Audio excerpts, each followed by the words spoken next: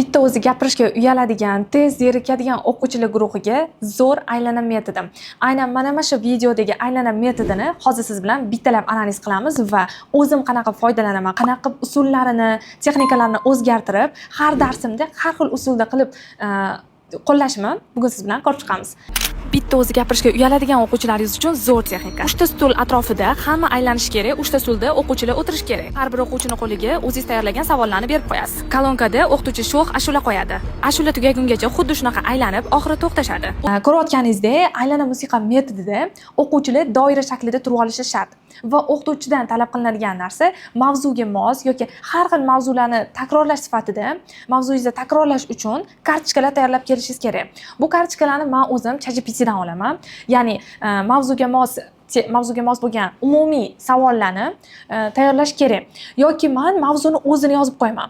Asosan masalan tarix fanini oladigan bo'lsak, Mesopotamiya, Misr davlati yoki Rim davlati 6-sinf tarixida ko'rishingiz mumkin. Yoki fizika fanida qaysidir mavzular ketma-ketligi beriladi.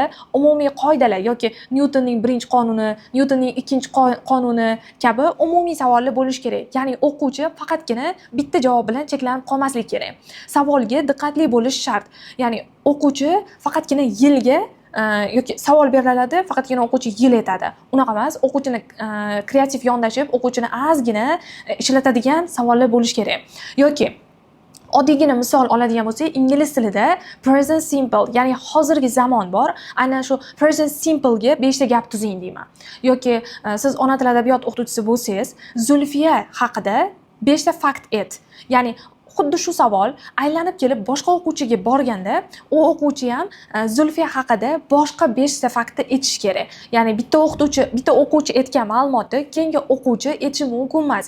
Ana o'shanda bu o'yin ancha qiziqarli kechadi. Ya'ni bitta kartochka beriladi, u kartochkaga keyingi o'quvchi javob berganda, u ham bir xil javob bermasa.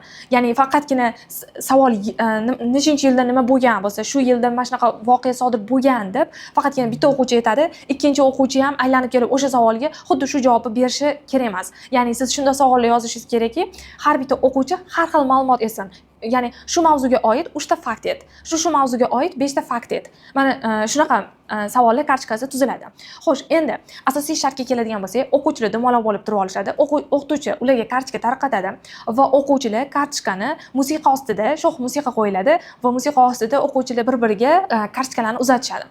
Ya'ni bir-biriga uzatadi, o'qituvchi oxirida musiqani to'xtatadi va kimga qaysi savol tushgan bo'lsa, ana o'sha savolga sirazu tezlik bilan javob berish kerak. Va shu yerda o'qituvchi siz javob berasiz deb o'quvchini tanlaydi. Ya'ni bitta o'quvchi javob berdi, bo'ldi. Keyingi o'quvchiga o'tadi.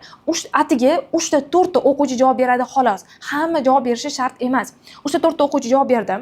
Masalan, 4-inchisi javobni bilmadi, umuman bilmas ekan, o'tiradi. Aynan o'tirganda ham unga vazifa berilishi shart. Ya'ni o'quvchi aynan o'ziga tushgan kartochkaga javobni o'tirib yozadi. Kartochkasini qo'yib ketadi yoki kartochkani o'zi bilan olib ketadi. Aynan o'sha kartochkaga u javob berishi shart. Yozma shaklda dars oxirigacha o'tirib javob beradi. Endi yana o'yin davom etadi. Savollar aylanyapti va yana musiqa to'xtadi. 3 ta o'quvchi javob berdi.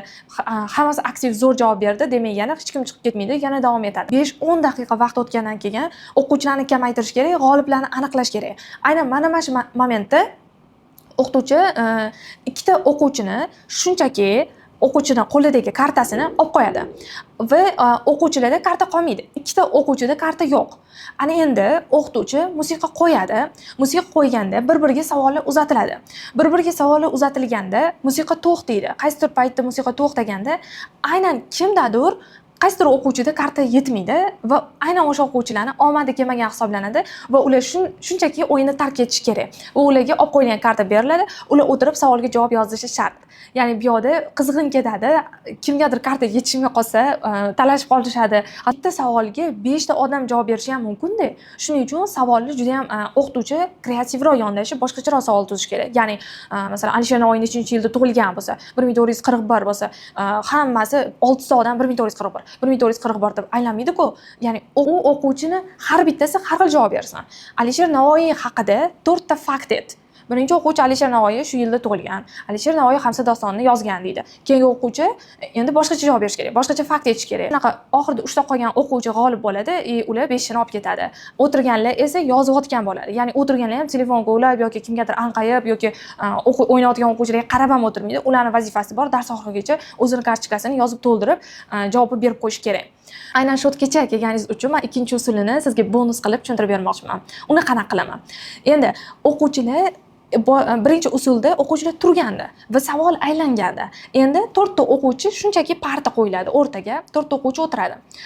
Qolganlar atroflarda turib olishadi. 4 ta o'tirgan o'quvchida ham, turgan o'quvchilarning ham qo'lida kartasi bor. Endi o'tiribdi o'quvchilar musiqa qo'yilganda hech kim kartani bir-biriga bermaydi. Hamma o'zi kartasi o'zida qoladi va o'quvchilar aylanadi. Musiqa qo'yildi, o'ynab, shunchaki o'quvchilar aylanibdi, 4 ta o'quvchi esa o'tiribdi shunchaki.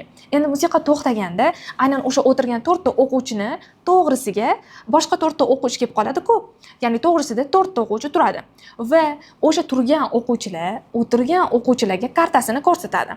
Turgan o'quvchini kartasida savolni o'tirgan o'quvchilar o'qiydi va birinchi o'quvchi, ya'ni birinchi o'tirgan o'quvchi turgan o'quvchini kartasini, savolini o'qiydi va javob berish kerak.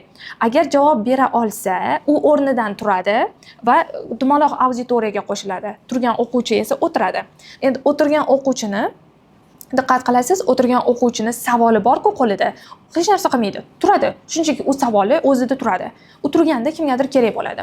Endi ikkinchi o'quvchi ham xuddi shunaqa, turgan o'quvchi o'zini savolini ko'rsatadi va o'tirgan o'quvchi unga javob beradi. Agar javob bera olmasa, u o'quvchi, demak, ikkinchi o'quvchi hisoblanadi va joyida o'tiraveradi. 4 ta o'quvchi ham savollarga javob beradi. Ana endi yana musiqa qo'yiladi.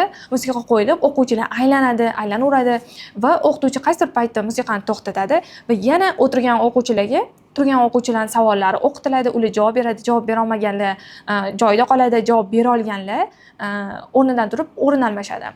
O'tirgan o'quvchilardan 2 marta ko'p o'tiradi, ya'ni 2 marta savolga javob bera olmadi, to'g'rimi? 2 marta javob bera olmagan o'quvchi o'yindan chiqib ketadi. O'zini kartasiga o'tirib javob berish kerak va boshqa kimdir o'tiradi. Endi yana aytmoqchi bo'lgan narsam, juda ko'p vaqtni olmasin. Ya'ni 30-40 daqiqa shu o'yinni o'ynatib o'tirmang. Bu o'yinga taxminan 10-15 daqiqa yetadi. 10-15 daqiqada hech kim chiqmayapti, qarasangiz hamma javob beryapti. Bo'ldi, hammanglar g'olibsizlar. Ana endi o'tirasizlar, mavzuni takrorlaymiz, sizlar bilan mavzu o'tamiz, dars o'tamiz deb aytasiz. Ya'ni bu qanaqadir o'quvchilarni jonlantirib olish uchun, ya'ni musiqaga kirishtirib, mavzuni bitta takrorlab, ularni jismoniy harakatga keltirib, energiyaga boy qilib, energiya bilan to'ldirib olish uchun edi. Ya'ni bu metodda o'ynatishim kerak ekan deb yarim soatlab o'ynatmang. Ya'ni buni tavsiya qilmayman. Agar siz haqiqatan bu metodni ertagayoq qo'llasangiz va qo'llagan bo'lsangiz, izohlarda fikringizni kutib qolaman.